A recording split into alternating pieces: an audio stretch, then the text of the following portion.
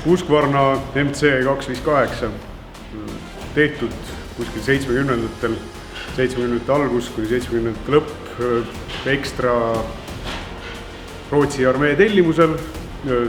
Üsna vähe toodeti neid vist, kui ma mäletan, siis äkki 6000 tükki või kuidagi niimoodi. Eestisse jõudnud väikese toetusena Eesti Kaitseväele. Ja siis Kaitseliidul, mina ei tea täpselt, mis ajast meil need on, aga põhimõtteliselt kasutatud virgatsite masinatena, et kiiresti liikuda maastikul. Krossi mootorrattad automaatkäigukastiga. Et jah, et eripärad on neil on see automaatkäigukast ja teine asi, et vanematel masinatel, selle aja masinatel kahetaktilistel kasutati üsna vänget õli ja küttesegu, et kui tavaliselt on tänapäeva mootorratastel, saagidel, muruniidukitel on 1,50 õli see suhe, siis sellel on 1,50 või 1,25, et peab nagu rohkem õli panema. Ja kui need asjad on täidetud, siis ta kestab päris hästi kasutada maastikul erinevates ilmastikutingimustes, et kuna tal käib tehase poolt kaasa antud seadetes käivad külgede peale suusad, siis saab teda talvel ka kasutada. Selles mõttes on ta mõnus masin, aga meil kasutatakse teda tegelikult rohkem õppevahendina, et me käime harjutamas nendega metsas, ta on üsna kerge, suure kandevõimega, suhteliselt lollikindel, et tegelikult käike sa ei pea lappama seal, et maastiku peal on hea tegeleda siis püsti püsimise ja lihtsalt manööverdamisega, kui et sa peaks nagu uue mootorrattaga tutvuma ja seal käike ja hoobasid vajutama, et saad pidurdada ja gaasi anda ja siis ta liigub.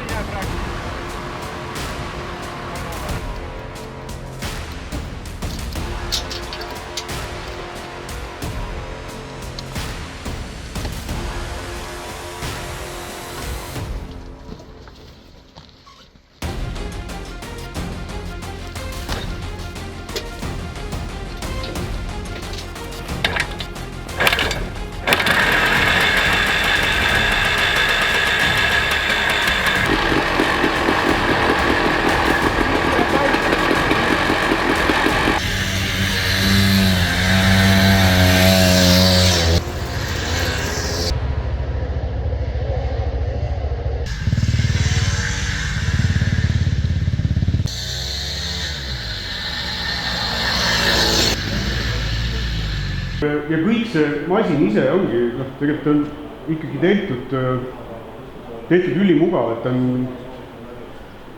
kui sellega maantee pealt põllu peale sõita, siis ta on ülipehme, et vetrub väga hästi ja et ei pea olema selleks raske mees, et ta hästi vetruks ja samas ta kannatabki kahte reisijat, et